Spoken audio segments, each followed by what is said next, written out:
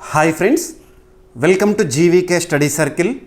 ఈ వీడియోలో జూలై 29, 2026కి సంబంధించి వార్తలు నిలిచిన జాతీయ, అంతర్జాతీయ, రాష్ట్రీయ అంశాల గురించి, వార్తలు నిలిచిన వ్యక్తులు, అవార్డులు, పుస్తకాలు, మరి క్రీడా సంబంధిత సమాచారం ఒక్కొక్క అంశాన్ని వివరంగా తెలుసుకుందాం. అంతకంటే ముందుగా నిన్నటి డైలీ కరెంట్ అఫైర్స్ వీడియోలో అడిగిన ప్రశ్నకి వివరణతో కూడిన సమాధానాన్ని చూద్దాము. సో క్వశ్చన్ వచ్చేసి, ఇటీవల వార్తలు నిలిచిన ఒక టాస్క్ ఫోర్స్ పైన అడగడం జరిగింది. ఆల్రెడీ మన డైలీ కరెంట్ అఫైర్స్ వీడియోలో డిస్కస్ చేసిన టాపిక్నే ప్రశ్నగా ఇచ్చాను. ప్రశ్నని మరొకసారి చూడండి. నేషనల్ టెస్టింగ్ ఏజెన్సీ పరీక్షా వ్యవస్థలో నిర్మాణాత్మక సాంకేతిక సంస్కరణలు సూచించేందుకు ఎంతమంది సభ్యులతో హై పవర్డ్ టాస్క్ ఫోర్స్ ఏర్పాటును భారత ప్రధాని నరేంద్ర మోదీ గారు ప్రకటించారు. మరి ఈ కమిటీకి లేదా ఈ హై పవర్డ్ టాస్క్ ఫోర్స్కి ఎవరు అధ్యక్షత వహిస్తారు? Simple question. జూలై 2026లో మన భారతదేశంలో చూసిన కొన్ని సంఘటనలు, యువత, కాక్రోచ్ జనతా పార్టీ వారు ముఖ్యంగా భారత ప్రభుత్వానికి వ్యతిరేకంగా, విద్యాశాఖ మంత్రికి వ్యతిరేకంగా నిరసనలు చేపట్టారు. రీసెంట్గా జరిగిన నీట్ ఎగ్జామినేషన్ ఏదైతే ఉంటుందో ఆ నీట్ ఎగ్జామినేషన్ పేపర్ లీక్ అయినందుకు బాధ్యత వహిస్తూ కేంద్ర విద్యాశాఖ మంత్రిని రాజీనామా చేయమని అడిగారు, ధర్మేంద్ర ప్రధాన్ గారిని. ఇక ఫైనల్గా ధర్మేంద్ర ప్రధాన్ గారు రాజీనామా చేశారు.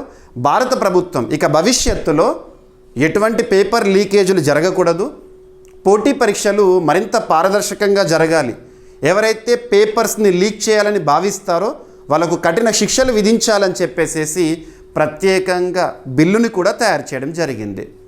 ఇకపోతే ఈ ప్రక్రియలో భాగంగా భారత ప్రధాని నరేంద్ర మోదీ గారు ప్రకటించిన ఒక హై పవర్డ్ టాస్క్ ఫోర్స్ ఎంతమంది సభ్యులతో అంటే 6. 6ని ఎలా గుర్తుపెట్టుకోవాలంటే 1+5. ఆ హై పవర్డ్ టాస్క్ ఫోర్స్ ఏదైతే ఉంటుందో దానికి ఒక అధ్యక్షుడు లేదా చైర్పర్సన్ ఉంటారో, మిగిలిన 5 సభ్యులు. సో నంబర్స్ గురించి చూస్తున్నప్పుడు ఇలాగే గుర్తుంచుకోవాలి. చైర్పర్సన్ లేదా ఆ కమిటీకి లేదా ఆ టాస్క్ ఫోర్స్కి హెడ్ ఎవరు, నంబర్ 1. తర్వాత సభ్యుల సంఖ్యను గుర్తుపెట్టుకోవాలి. ఇలా 1+5 అని గుర్తుంచుకోండి. ఒకవేళ మీరు 6 అని గుర్తుంచుకున్నారనుకోండి, ఎగ్జామినేషన్ హాల్లో కూర్చున్న తర్వాత ప్రశ్న చూడగానే 6 ఇంక్లూడింగ్ హెడ్డా, వితౌట్ హెడ్డా, ఎక్స్క్లూడింగ్ హెడ్డా, ఇలా డౌట్ వస్తుంది. ఏ పాయింట్స్ అయితే మనకు ఎగ్జామినేషన్లో డౌట్స్ని క్రియేట్ చేస్తాయో సమాధానాన్ని గుర్తించేటప్పుడు వాటిని కొంత క్షుణ్ణంగా జాగ్రత్తగా గుర్తుపెట్టుకుంటే బాగుంటుంది.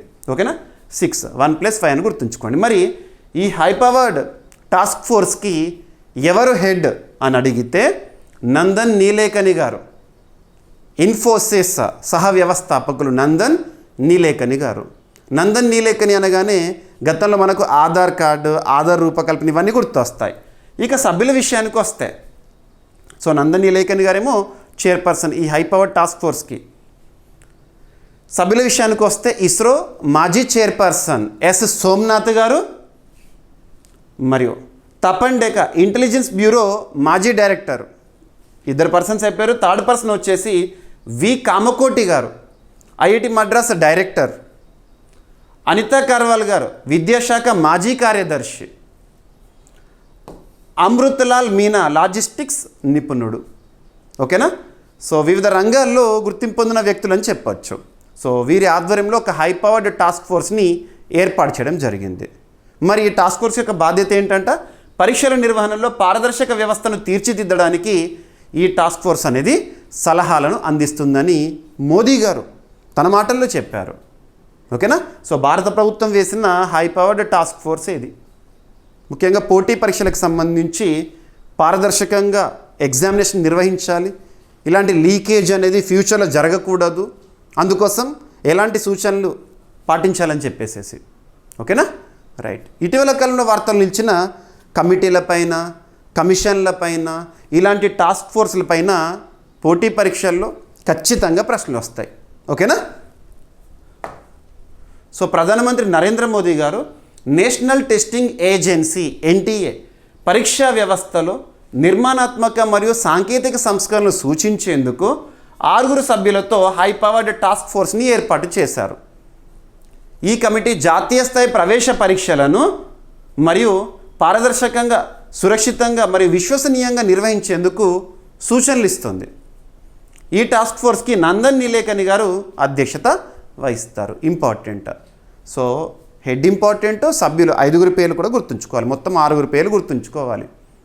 రానున్న ఏ పోటీ పరీక్ష అయినా, ఏ స్థాయి పోటీ పరీక్ష అయినా ఈ టాపిక్ నుండి తప్పనిసరిగా ప్రశ్నలను ఎక్స్పెక్ట్ చేసి తీరాల్సిందే. ఓకేనా? సో సభ్యులకు సంబంధించి ప్రత్యేకంగా మెన్షన్ చేయడం జరిగింది. ఓకేనా? ఎన్టీఏ అంటే నేషనల్ టెస్టింగ్ ఏజెన్సీ. రీసెంట్గా నీట్ పేపర్ లీకేజ్ జరిగింది కదా, ఆ నీట్ ఎగ్జామినేషన్ని కండక్ట్ చేసే సంస్థ ఇదే. నేషనల్ టెస్టింగ్ ఏజెన్సీ 2018 సంవత్సరంలో స్థాపన. ప్రధాన కార్యాలయం వచ్చేసేసి న్యూఢిల్లీ. సో ఏ మంత్రిత్వ శాఖ పరిధిలో పనిచేస్తుంది అంటే విద్యా మంత్రిత్వ శాఖ అనొచ్చు. యాక్చువల్గా ఎన్టీ అనేది అటానమస్గా పనిచేస్తుంది. ఓకేనా? ఇక విద్యాశాఖకి ప్రస్తుతం కేంద్ర మంత్రిగా ఎవరు విధులు నిర్వర్తిస్తున్నారంటే ధర్మేంద్ర ప్రధాన్ గారు రాజీనామా చేశారు కదా, ఆ తర్వాత విద్యా వ్యవహారాల బాధ్యతని ప్రహ్లాద్ జోషి గారికి ఇచ్చారు. గుర్తుంచుకోండి, విద్యాశాఖ మంత్రిగా ప్రహ్లాద్ జోషి గారు. ఇక ఎన్టీఏకి డైరెక్టర్ జనరల్గా ప్రస్తుతం ఎవరున్నారంటే అభిషేక్ సింగ్ గారు. ఓకేనా? సో ఎన్టీఏ ప్రధాన ఉద్దేశం, బాధ్యతలు ఏంటంటే పారదర్శకమైన అంటే ట్రాన్స్పరెంట్, నిష్పక్షపాతమైన మరియు ప్రమాణీకృత ప్రవేశ పరీక్షలను నిర్వహించడము. ఎంట్రన్స్ ఎగ్జామినేషన్స్ని నిర్వహించడం, పోటీ పరీక్షలు అని చెప్పొచ్చు.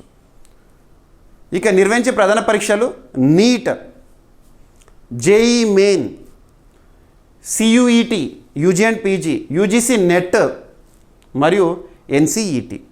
ఓకేనా? ఎంట్రన్స్ ఎగ్జామినేషన్స్ మరియు కాంపిటేటివ్ ఎగ్జామినేషన్స్, వాటన్నిటి విషయంలో కూడా ఈ సూచనలు అనేవి రానున్న రోజుల్లో అద్భుతంగా పనిచేస్తాయి. జాగ్రత్తలు పాటించడం అన్నట్టు, పేపర్ లీక్ కాకుండా ఎంట్రన్స్ ఎగ్జామినేషన్స్ పేపర్స్ కానివ్వండి, పోటీ పరీక్షల పేపర్స్ కానివ్వండి. ఓకేనా? మీకు ఇక్కడ టాపిక్లో భాగంగా ఎన్టీఏలో సంస్కరణల కోసం అని మాత్రమే ఈ హై పవర్డ్ టాస్క్ ఫోర్స్ అని పేపర్లో ఇచ్చారు. సో ఈ సూచనలు ఏవైతే ఉంటాయో అన్ని రకాల పోటీ పరీక్షలకి కూడా ఉపయుక్తంగా ఉంటాయి. ఓకేనా? ఎనఫ్. ఇక ఈరోజు ఫస్ట్ టాపిక్, ఈరోజు జూలై 29, 2026. ఈరోజు ప్రత్యేకత ఏంటి? Tiger day, global tiger day, ప్రపంచ పులుల దినోత్సవం. మరి ప్రపంచ పులుల దినోత్సవాన్ని ఏ సంవత్సరంలో జరుపుకోవడం ప్రారంభించామంటే 2010 ఇయర్లో. 2010 గుర్తుపెట్టుకోండి, ఎగ్జామినేషన్లో అడుగుతారు టైగర్ డేని మొట్టమొదటిసారి ఎప్పుడు జరుపుకున్నాము? 2010. యాక్చువల్గా 2010లో రష్యాలో జరిగిన tiger summit Saint Petersburg tiger summit దేనికి సంబంధించింది? టైగర్ సంబంధించింది లేదా సెయింట్ పీటర్స్బర్గ్ సమ్మిట్ దేనికి సంబంధించింది? టైగర్కి సంబంధించింది, రష్యాలో. సో అంతర్జాతీయ స్థాయిలో పులుల యొక్క ప్రాధాన్యతను గుర్తించిన ఒక సదస్సుగా చెప్పొచ్చు 2010. అప్పుడే ఈ ఇంటర్నేషనల్ టైగర్ డేని లేదా గ్లోబల్ టైగర్ డేని అధికారికంగా గుర్తించారు. ఓకేనా? ఇకపోతే ప్రస్తుతం ప్రపంచ పులుల జనాభాలో మోర్ దెన్ 70%, అరౌండ్ 75% మన భారతదేశంలోనే ఉన్నాయి. గుర్తుపెట్టుకోండి.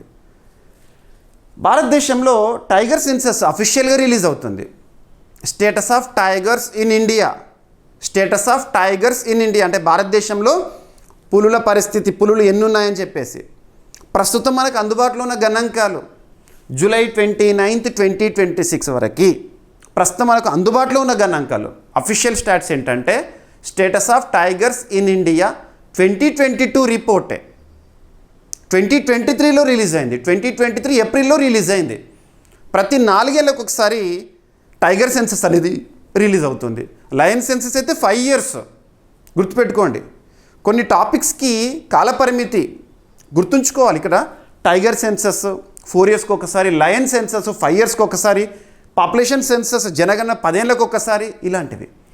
ఇకపోతే status of tigers in India 2022 ప్రకారము భారతదేశంలో ఎన్ని పులులు ఉన్నాయంటే 3682. ఏప్రిల్ 9, 2023లో భారత ప్రధాని నరేంద్ర మోదీ గారు బందిపూర్ టైగర్ రిజర్వ్ ఎక్కడుంది? కర్ణాటక రాష్ట్రంలో. బందిపూర్ టైగర్ రిజర్వ్లో ఈ టైగర్ సెన్సస్ని రిలీజ్ చేశారు. ఆ రోజు 3617 టైగర్స్ అన్నారు, కానీ ఫైనల్గా ఏ నెంబరు? యాక్యురేట్ నెంబర్ వచ్చేసి 3682 అని చెప్పేసి ఈ నెంబర్ని సవరించేసేసి అఫీషియల్గా రిలీజ్ చేసింది ప్రభుత్వము. సో 5th టైగర్ సెన్సస్ లేదా status of tigers in India 2022 released in 2023. అదే రోజు భారత ప్రధాని గారు చేసిన మరొక ప్రకటన, సో 2023 సంవత్సరం యొక్క ప్రత్యేకత ఏంటంటే ప్రాజెక్ట్ టైగర్కి 50 ఇయర్స్. ప్రాజెక్ట్ టైగర్ భారతదేశంలో పులుల సంరక్షణ కోసం ఉద్దేశించిన ప్రాజెక్ట్ టైగర్ 1973లో ప్రారంభము. 2023 అంటే 50 ఇయర్స్ కదా. 50 ఇయర్స్ సెలబ్రేషన్ సందర్భంగా ఇంటర్నేషనల్ బిగ్ క్యాట్స్ అలయన్స్ని కూడా ప్రకటించారు, గుర్తుపెట్టుకోండి. ఇకపోతే ప్రపంచ పులుల జనాభాలో భారతదేశంలో దాదాపు 75% ఉన్నాయి. ఓకేనా.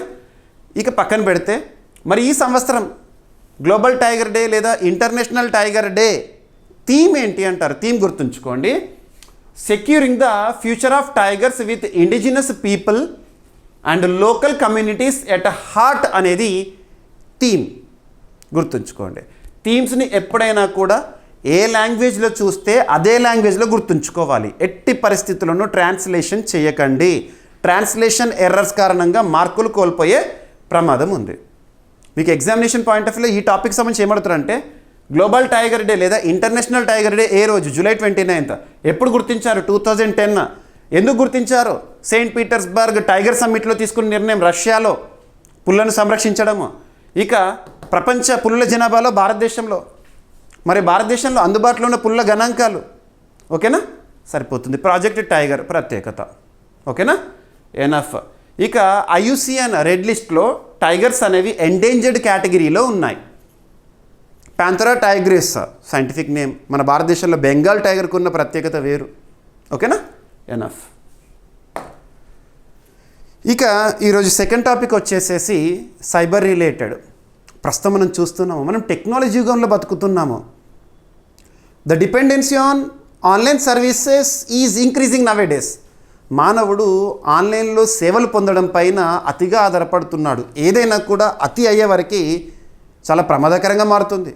మరి ఇక్కడ చూడండి, ఈరోజు ఆన్లైన్ సేవలు ఎలా ఉన్నాయి. మనకి ఏదైనా చిన్న ఐటెం కావాలంటే మన ఫోన్ ఓపెన్ చేస్తాము, యాప్ ఓపెన్ చేసేస్తాము, ఆర్డర్ ప్లేస్ చేసేస్తాము. విదిన్ మినిట్స్లోనే మన ముందుకు వచ్చేస్తుంది.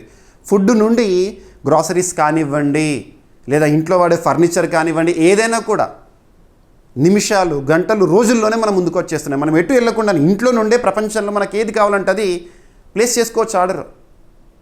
ఇకపోతే డిజిటల్ ట్రాన్సాక్షన్ జరుగుతున్నాయి. మనం ఎక్కడికైనా టీ స్టాల్కి వెళ్ళేసేసి ఒక టీ తాగితే దానికి సంబంధించి పేమెంట్ గూగుల్ పే, ఫోన్పే ఇలా చేస్తున్నాము. ఇవన్నీ జరుగుతున్నాయి. ఇటువంటి పరిస్థితుల్లో సైబర్ దాడులు కూడా పెరుగుతున్నాయి. ఆన్లైన్లో మోసాలు పెరుగుతున్నాయి. సైబర్ నేరగాళ్ళు చాలామంది తయారవుతున్నారు. సైబర్ నేరాలు అనేవి రకరకాలు. డిజిటల్ అరెస్ట్ అంటారు, ఫిషింగ్ అంటారు, రకరకాలు. డిజిటల్ అరెస్ట్ అంటే ఏంటంటే ఉదాహరణకి ఒక పర్సన్, అన్నోన్ పర్సన్ మన మొబైల్కి కాల్ చేసేసి నేను సిబిఐ ఆఫీసర్ అని, పోలీస్ ఇన్స్పెక్టర్ అని చెప్పేసేసి మనల్ని భయభ్రాంతులకు గురి చేసి మన నుండి డబ్బులను కాజేయడం, ఇటువంటివి కూడా జరుగుతాయి. దాన్ని డిజిటల్ అరెస్ట్ అంటారు. డిజిటల్ అరెస్ట్ అంటే ఆన్లైన్లో అరెస్ట్ చేస్తారు కాదు. ఫిషింగ్ అంటే ఏంటి, ఇవన్నీ కూడా కొన్ని టర్మ్స్ చూడండి. మరి ఇటువంటి సైబర్ నేరాలను అడ్డుకట్ట వేయడానికి భారత ప్రభుత్వం కూడా చాలా చొరవ తీసుకుంటుంది. I4C అని చెప్పేసి 1930. సో నేషనల్ సైబర్ క్రైమ్ పోర్టల్ని ప్రారంభించడం కానివ్వండి, cybercrime.gov.in. ఆన్లైన్ మోసాలకు సంబంధించి మనం డైరెక్ట్గా కంప్లైంట్ ఇవ్వచ్చు. ఇటువంటివి జరుగుతున్నాయి. ఇక ఒక దేశము, ఆసియా ఖండంలోని ఒక దేశము, మయన్మార్ దేశము, మన భారతదేశానికి సరిహద్దును పంచుకుంటున్న మయన్మార్ దేశము కఠిన చట్టాలను రూపకల్పన చేసి అమల్లోకి తెచ్చింది. తీవ్రమైన సైబర్ మోసాలకు పాల్పడే వాళ్ళు ఎవరైతే ఉంటారో వాళ్లకు మరణదండన, ఉరిశిక్ష కూడా. ఇటువంటి నియమాలు ప్రపంచంలోని ప్రతి దేశంలో రావాలి, మన భారతదేశంలో కూడా రావాలి. సైబర్ మోసాలు అనేవి పెరుగుతున్నాయి. మోర్ అండ్ మోర్ కేసెస్ని మనం చూస్తున్నాము. వాళ్ళపైన కఠిన శిక్షలు విధించారనుకోండి, శిక్షలు కఠినంగా ఉంటే ఆటోమేటిక్గా నేరాలు చేసే వాళ్ళ సంఖ్య తగ్గిపోతుంది. సో మయన్మార్ ఎగ్జామినేషన్లో డైరెక్ట్ పాయింట్ గుర్తుంచుకోండి, సెంటెన్స్ గుర్తుంచుకోండి, ఎనఫ్. సో తీవ్రమైన సైబర్ నేరాలకు మరణదండన విధించే చట్టాన్ని అమలు చేసిన Myanmar. So death sentence for cyber scam offences. Offence అంటే నేరం. మయన్మార్ ఆన్లైన్ మోస కేంద్రాల్లో పనిచేసేలా వ్యక్తులను నిర్బంధించడము, హింసించడం లేదా బలవంతం చేయడం వంటి తీవ్రమైన సైబర్ నేరాలకు మరణదండన విధించే కొత్త చట్టాన్ని అమలు చేసింది, ఇంప్లిమెంటేషన్ తీసుకొచ్చింది. ఈ చట్టాన్ని సైనిక మద్దతు గల మయన్మార్ ప్రభుత్వం ఆమోదించింది.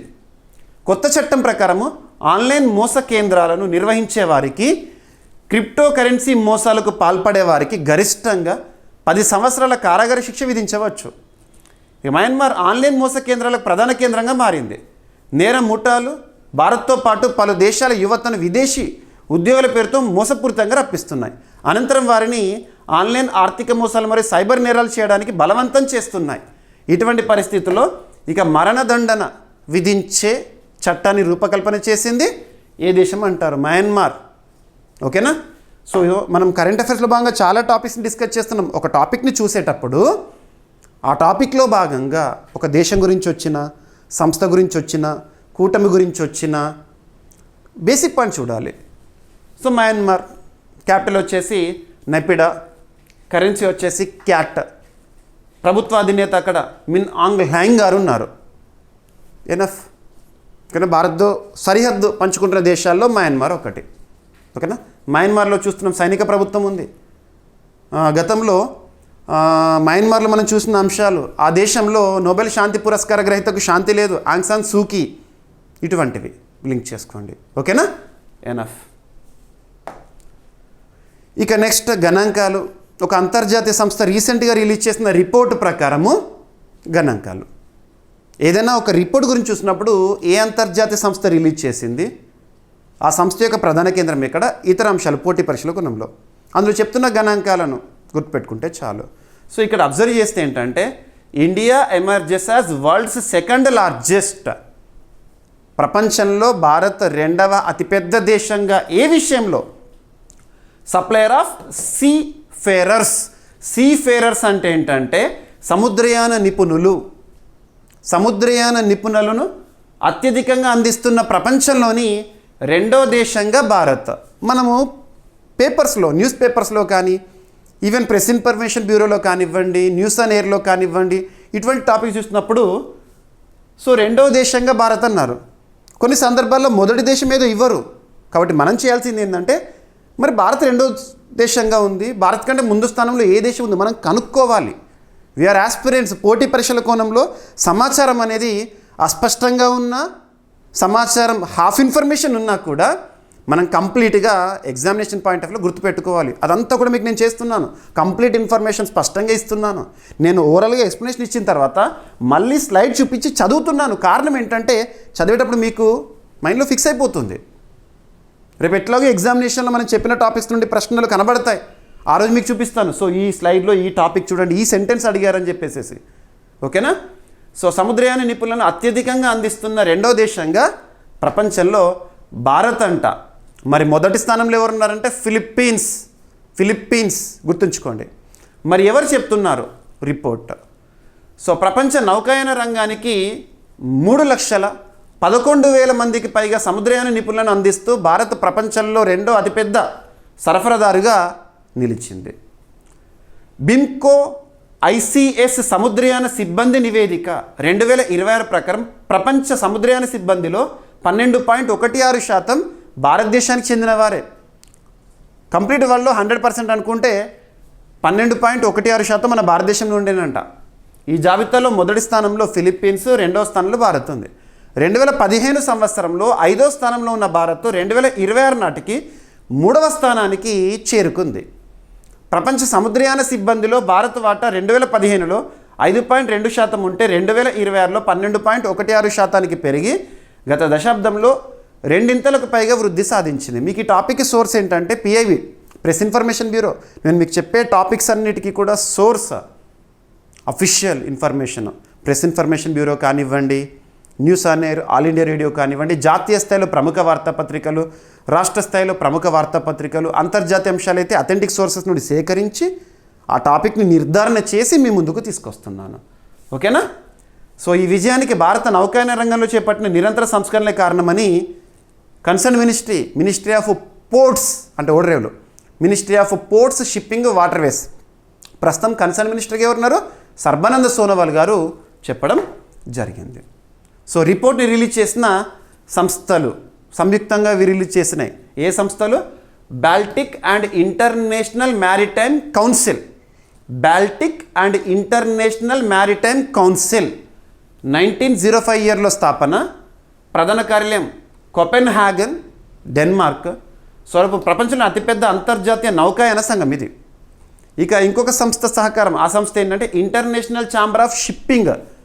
ఈ సంస్థ స్థాపన 1921, ప్రధాన కార్యాలయం లండన్, యునైటెడ్ కింగ్డమ్. ఈ సంస్థకి ప్రస్తుతం చైర్పర్సన్గా జాన్ డెన్హమ్ గారు విధులు నిర్వర్తిస్తున్నారు. ప్రపంచవ్యాప్తంగా నౌక యజమానుల సంఘాలకు ప్రాతినిధ్యం వహిస్తుంది. ఓకేనా. సో బిమ్కో ఐసిఎస్ వారు విడుదల చేసిన అంతర్జాతీయ నివేదిక ప్రకారము ప్రపంచంలో అత్యధిక సముద్రయాన నిపుణులను అందిస్తున్న దేశమేమో ఫిలిప్పీన్స్ మొదటి స్థానం ఉంటే భారత్ ఏమో రెండవ స్థానంలో ఉంది. సో ప్రపంచంలో భారత్ యొక్క కాంట్రిబ్యూషన్ వచ్చేసి 12.16. నౌకాయాన నిపుణులను అందిస్తున్న దేశాలన్నింటినీ కనుక తీసుకున్నాం అనుకోండి, ప్రపంచం మొత్తం 100% అనుకుంటే భారత్ నుంచి 12.16%. ఇదే గణాంకాలు 2015లో 5.2% ఉంటే, సో అది కాస్త 2020లో 12.16%కు వచ్చింది. సో ప్రపంచ నౌకాయాన రంగానికి భారత్ నుంచి 3,11,000 మందికి పైగా సముద్రయాన నిపుణులను అందించడం జరుగుతుంది. ఓకేనా. మొదటి స్థానంలో ఫిలిప్పీన్స్, సెకండ్ పొజిషన్లో భారత్. ఈ గణాంకాలు కూడా గుర్తుంచుకోవాలి, పోటీ పరీక్షలో ఇవి ఇంపార్టెంట్. ఇక అతిపెద్ద, అతి చిన్న, అతి పొడవైన, మొట్టమొదటి, తొలి, ఇటువంటి ప్రత్యేక పదాలతో కూడిన కరెంట్ అఫైర్స్ని సూపర్లేటివ్స్గా చూస్తున్నాము. సో ఈరోజు సూపర్లేటివ్ టాపిక్స్ ఉన్నాయి. సో ఫస్ట్ వచ్చేసేసి ప్రపంచంలోనే అతిపెద్ద ఫ్యూజన్ అయస్కాంత పరీక్షను పూర్తి చేసిన చైనా. సింపుల్గా సింగిల్ లైన్లో గుర్తుంచుకోండి. ఓకేనా. భూమిపైన కృత్రిమ సూర్యుని సృష్టించే ప్రక్రియలో ఉంది చైనా. ఈ ప్రక్రియలో భాగంగా ఆర్టిఫిషియల్ సన్ ప్రాజెక్ట్లో భాగంగా డి ఆకారంలో ఉండే ఒక భారీ సూపర్ కండక్టింగ్ అయస్కాంతాన్ని పరీక్షతో విజయవంతంగా పూర్తి చేసిన పరీక్షతో చైనా న్యూస్లో ఉంది. ఎనఫ్. సో ఎగ్జామినేషన్లో డైరెక్ట్ అడుగుతారు, కృత్రిమ సూర్యుడిని భూమిపై సృష్టించే ఆర్టిఫిషియల్ సన్ ప్రాజెక్ట్లో భాగంగా డి ఆకారంలో ఉండే భారీ సూపర్ కండక్టింగ్ అయస్కాంతాన్ని విజయవంతంగా పరీక్ష పూర్తి చేసి ఏ దేశం న్యూస్లో ఉంది? చైనా. చైనాకి సంబంధించి ఏ సంస్థ అంటారు? సో సంస్థ పేరు కూడా గుర్తుంచుకుంటే సరిపోతుంది, చైనీస్ అకాడమీ ఆఫ్ సైన్సెస్. ఓకేనా.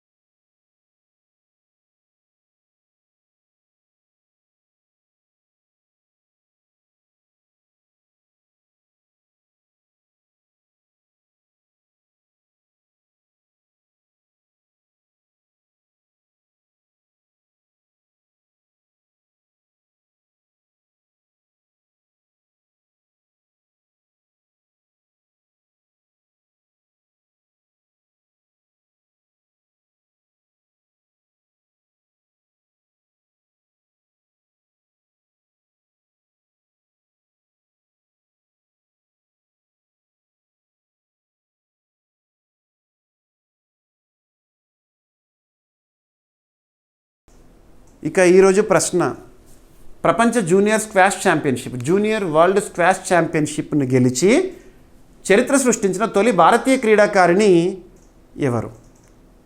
ఫైనల్లో ఆమె ఎవరిపైన విజయం సాధించింది? సో స్పోర్ట్స్ రిలేటెడ్గా టాపిక్. ఇక ఈరోజు టాపిక్స్ని మనం క్విక్ రివిజన్ చేస్తే, నిన్నటి డైలీ కరెంట్ అఫైర్స్ వీడియోలో అడిగిన ప్రశ్నకి కంప్లీట్ ఎక్స్ప్లెనేషన్ ఇచ్చాను. సో ఇంటర్నేషనల్ టైగర్ డే లేదా గ్లోబల్ టైగర్ డే గురించి మనం ప్రత్యేకంగా చూసాము. సో తీవ్రమైన సైబర్ నేరాలకు డెత్ సెంటెన్స్, మరణదండన విధించే చట్టాన్ని అమలు చేసిన మయన్మార్. సో సముద్రయాన నిపుణులను అత్యధికంగా అందిస్తున్న రెండో దేశంగా Bharat. So supplier of seafarers, ప్రపంచంలో మొదటి స్థానంలో ఫిలిప్పీన్స్, రెండవ స్థానంలో భారత్. ఇక ప్రపంచంలో అతిపెద్ద ఫ్యూజన్ అయస్కాంత పరీక్షను పూర్తి చేసిన దేశం ఏదంటే చైనా. సో లార్జ్ హ్యాడ్రాన్ కొలైడర్లో లాంగ్ షట్డౌన్ 3 ప్రారంభము ఎక్కడ, ఎవరు నిర్వహిస్తున్నారు?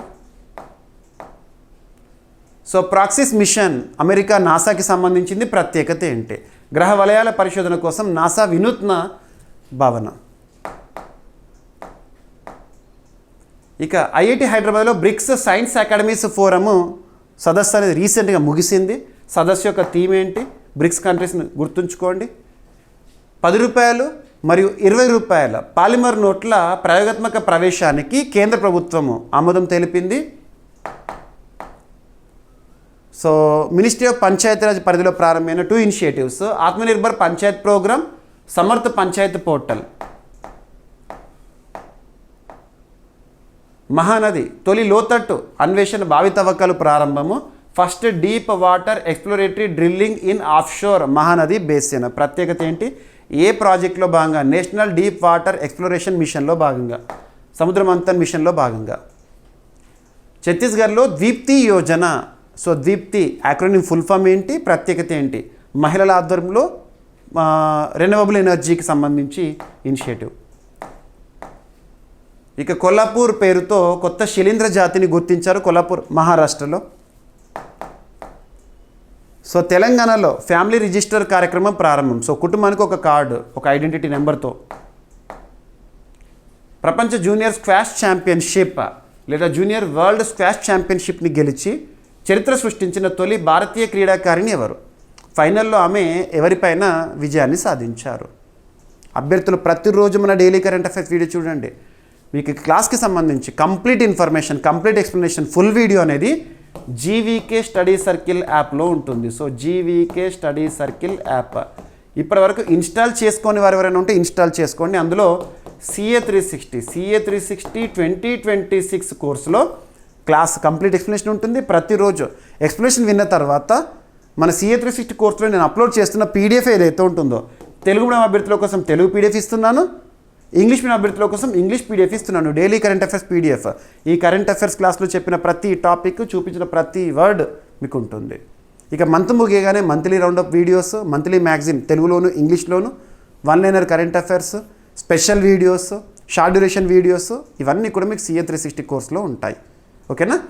ఇక ఈరోజు క్లాస్లో ఏమైనా టాపిక్స్ మిస్ అయినట్లుంటే నో నీడ్ టు వర్రీ, రేపటి క్లాస్లో జోడించి డిస్కస్ చేద్దాము.